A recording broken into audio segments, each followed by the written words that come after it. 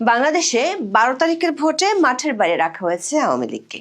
তবে দলটি ভোটের যুদ্ধে না থেকেও যে বড় প্রাসঙ্গিক সে খবর প্রকাশিত হয়েছে একাধিক গণমাধ্যমে।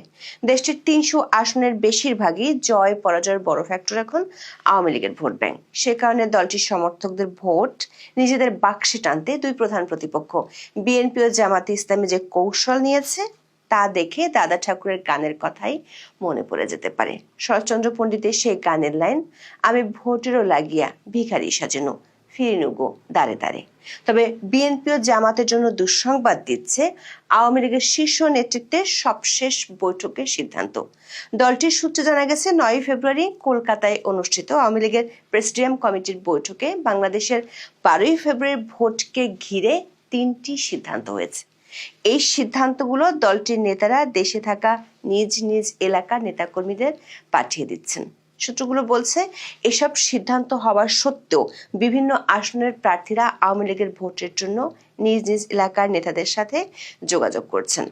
দেশের বাইরে থাকা নেতারা নিজ নিজ এলাকার প্রার্থীদের আশ্বাস দেওয়ার কথাও জানা গেছে। অন্যদিকে সরকার একাধিক সূত্র বলছে, আওয়ামী লীগের ভোটাররা যদি ভোট দিতে না যায় তাহলে গোপালগঞ্জ সহ বেশ কিছু জেলার আসনে কেন্দ্রে ভোটারদের খুঁজে না পাওয়া যেতে পারে। তবে এমন আশঙ্কায় সরকার একদিকে চিন্তিত হলেও অন্যদিকে সরকার একটি পক্ষ তাতে খুশিও হচ্ছে। ছলে বলে কৌশলে হ্যাঁ ভোটকে জেতাতে সরকারের যে পক্ষটি মাঠে নেমেছে তাদের কাছে আওয়ামী লীগের ভোটাররা ভোট কেন্দ্রে কম গেলে স্বস্তির বিষয়। বিস্তারিত জানতে চলুন যাওয়া যাক বিশ্লেষণে।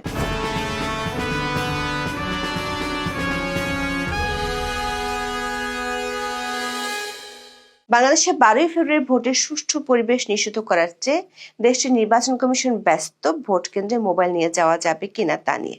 দিনের শুরুতে নির্বাচন কমিশনের উদ্ভট সিদ্ধান্তে সামাজিক মাধ্যম ও রাজনৈতিক আলোচনায় ব্যাপক হইচই পড়ে যায়। নির্বাচন কমিশন হঠাৎই জানায় ভোট কেন্দ্রে কেউই মোবাইল ফোন নিয়ে যেতে পারবে না ও ব্যবহার করতে পারবে না। কমিশনের এমন সিদ্ধান্তে প্রথমে সাংবাদিক ও পরে রাজনৈতিক দলগুলোর পক্ষ থেকে তীব্র আপত্তি আসে। শেষমেশ নির্বাচন কমিশন জানিয়েছে সাংবাদিক কেন, ভোটার প্রার্থী সবাই ভোট কেন্দ্রে মোবাইল নিয়ে যেতে পারবে, তবে গোপন কক্ষে মোবাইল ব্যবহার করতে পারবে না।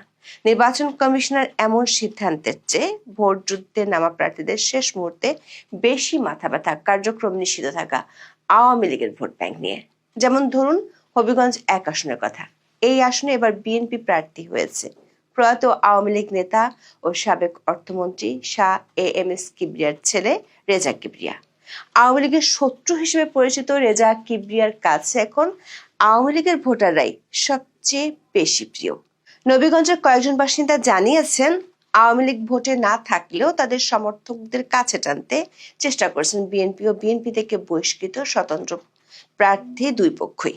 তাদের ভাষ্য, হিন্দু সম্প্রদায় ও আওয়ামী লীগের ভোটাররা যে প্রার্থীকে বেশি ভোট দেবে দেখা যাবে সেই প্রার্থী এগিয়ে থাকবেন। আবার বুড়িচং ও ব্রাহ্মণপাড়া এই দুই উপজেলা নিয়ে গঠিত কুমিল্লা ৫ সংসদীয় আসন। আওয়ামী লীগের দুর্গ বলে পরিচিত এই আসনটিতে নিজেদের অবস্থান শক্ত করতে দলটির সমর্থকদের ভোট নিশ্চিত করতে চায় বিএনপি, জামাত ইসলামী ও এবি পার্টির প্রার্থীরা। এমন চিত্র দেখা যাচ্ছে দেশের বেশিরভাগ আসনে। এমনকি প্রার্থীরা দেশের বাইরে থাকা আওয়ামী লীগের নেতাদের সাথেও নিয়মিত যোগাযোগ রাখছেন। মাদারীপুর ১ আসনের প্রার্থী নাদিরা আক্তারের নির্বাচনী জনসভায় আওয়ামী লীগের নেতারা জয় বাংলা, জয় বঙ্গবন্ধু স্লোগান দিয়ে বিএনপির জন্য ভোট চেয়েছে। জেলার বর্তমান ও সাবেক সব জনপ্রতিনিধি আওয়ামী লীগ ও সাবেক চিফ হুইপ নুরি আলম চৌধুরী লিটনের অনুসারী। সাবেক এই সংসদ সদস্যের সবুজ সংকেত পাওয়ার পর থেকে আওয়ামী লীগের পলাতক নেতাকর্মীরা প্রকাশ্যে উঠান বৈঠকগুলোতে হাজির হয়ে বিএনপি প্রার্থীর প্রচারণায় অংশ নিয়েছেন। আবার বাংলাদেশে এমন কিছু আসন আছে যেখানে সংখ্যালঘুদের ভোট বেশি, যেমন যশোর ৪ অভয়নগর বাঘারপাড়া সদরের বসুন্ধিয়া ইউনিয়ন আসনটির কথা বলা যায়। এই আসনের সংখ্যালঘু ভোটারের সংখ্যা প্রায় ৭১,০০০।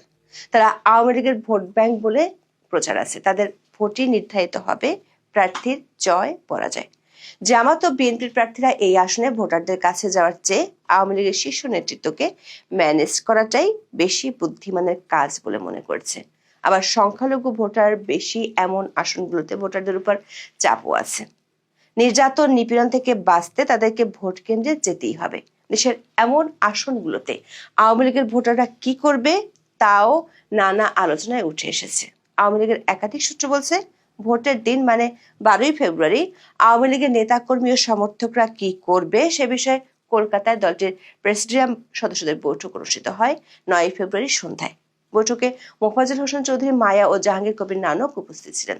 তার আগে নেতারা দিল্লিতে থাকা সাবেক প্রধানমন্ত্রী শেখ হাসিনার সাথে কথা বলেছেন। বৈঠকে 3টি সিদ্ধান্ত নেওয়া হয়েছে। প্রথমটি হলো, আওয়ামী লীগের নেতাকর্মীরা ভোট কেন্দ্রে যাবে না, অর্থাৎ নো ভোট কর্মসূচি সফল করার নির্দেশ দেওয়া হয়েছে। দ্বিতীয়টি হলো, কোনো কারণে বিশেষ করে নির্যাতন ও নিপীড়ন থেকে বাঁচার জন্য যদি ভোট কেন্দ্রে যেতে হয় তাহলে গণভোটের ব্যালটে না ভোট দেয়া। তৃতীয়টি হলো, সংসদ নির্বাচনের ব্যালটে ভোট এমন ভাবে দেয়া যাতে সেটি বাতিল হয়ে যায়। তবে দলটির পক্ষ থেকে স্থানীয় পর্যায়ে নির্দেশ দেওয়া হয়েছে, কোনোভাবেই যেন স্বাধীনতা বিরোধী কোনো শক্তিকে ভোট দেয়া না হয়। দলীয় এই সিদ্ধান্ত স্থানীয় নেতাকর্মীদের কাছে পাঠাচ্ছেন দলটির নেতারা। দর্শক, ভোট বর্জনের ডাক আওয়ামী লীগ তফসিল ঘোষণার পর থেকেই দিয়েছে। আওয়ামী লীগের এমন সিদ্ধান্তে দুই প্রধান দলের প্রার্থীরা যেমন চিন্তিত, তেমনি ভাবনায় পড়েছে সরকার একটি পক্ষ। প্রশ্ন হলো, সবার নজরে কেন আওয়ামী লীগ ভোটাররা? সেই প্রশ্নের উত্তর রয়েছে দলটির প্রাপ্ত ভোটের ইতিহাসে। শেখ হাসিনার আমলে হওয়া গত 3টি ভোটে তো বটেই, বাংলাদেশের সবকটি ভোট নিয়ে হেরো পক্ষের হাজারো নালিশ রয়েছে। 2001-এর 1 অক্টোবর বাংলাদেশের 8ম জাতীয় সংসদ নির্বাচনে শেখ হাসিনার দল 300টি আসনের মধ্যে মাত্র 62টি আসন পেয়েছিল, কিন্তু ভোট পেয়েছিল 40.13%। মাত্র 1% বেশি ভোট পেয়ে এবং সেই সময় শরিক জামাতের ভোটের জোরে 2/3 সংখ্যাগরিষ্ঠতা পায় খালেদা জিয়া নেতৃত্বাধীন জোট। নির্বাচন পর্যবেক্ষকরা বলছেন, আওয়ামী লীগ মাঠে না থাকায় এই বিপুল পরিমাণ ভোটকে সুইং ভোট হিসেবে ধরা হবে। প্রতি নির্বাচনে এই সুইং ভোট থাকে 2 থেকে 7%। পর্যবেক্ষকরা মনে করেন, বাংলাদেশে এবার প্রায় 40% ভোট সুইং ভোট হয়ে যেতে পারে শুধু আওয়ামী লীগের ভোট ব্যাংকের জন্য। এই ভোটকে পকেটে টানতে স্বাভাবিকভাবেই কোমর বেঁধে নেমেছে ভোটের মাঠে প্রতিদ্বন্দ্বিতা করছে এমন সব পক্ষ। একাধিক জনমত জরিপেও এই তথ্য উঠে এসেছে। একটি জরিপে বলা হয়েছে, আওয়ামী লীগের 48% ভোটার এবার বিএনপিকে ভোট দেবেন।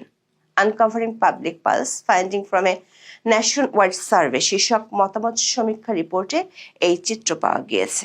কিন্তু এই ভোটাররা যদি ভোট দিতে না যায় তাহলে ভোট কাস্টিং এর হারে ব্যাপক ধস। সরকার একাধিক গোয়েন্দা সংস্থার রিপোর্টে বলা হয়েছে, গোপালগঞ্জ, মাদারীপুর, শরীয়তপুর, এমনকি বরিশাল ও রংপুরের বেশ কয়েকটি আসনে কাস্টিং ভোটের হার দেখে লজ্জা পেতে হতে পারে। যদি নির্বাচনে চাপ প্রয়োগ করা না হয় এবং কোনো ধরনের কারচুপি না হয় তাহলে এসব জেলার আসনে ভোটের হার কমে যাবে। তবে সরকারের যে পক্ষটি যে কোনো মূল্যে গণভোটে হ্যাঁকে জয়যুক্ত করতে চায় তারা বিষয়টিকে ইতিবাচক হিসেবে দেখছে। সরকারের ধারণা, আওয়ামী লীগের ভোটাররা কেন্দ্রে গেলে ভোটার হার বেড়ে যাবে, সেক্ষেত্রে বিপদ হবে জুলাই সনদের। তখন না ভোটকে ঠেকাতে সরকারকে অতীতের মতোই কারচুপির আশ্রয় নিতে হতে পারে। সরকার একটি সংস্থা রিপোর্টে বলা হয়েছে, আওয়ামী লীগের ভোটাররা ভোট দিতে গেলে সংসদীয় নির্বাচনের ব্যালটে বাতিল ভোটের সংখ্যা অনেক বেশি হতে পারে। সেটি হলে প্রথমবারের মতো বাতিল ভোটের সংখ্যা একটি রেকর্ড করতে পারে, যেটি হয়তো অধ্যাপক ইউনূসের ঐতিহাসিক নির্বাচনকে নতুন মাত্রা দিবে। এখন এই পর্যন্ত। সবাই ভালো থাকুন, সুস্থ থাকুন, নিরাপদে থাকুন। দেখা হবে আগামী পর্বে।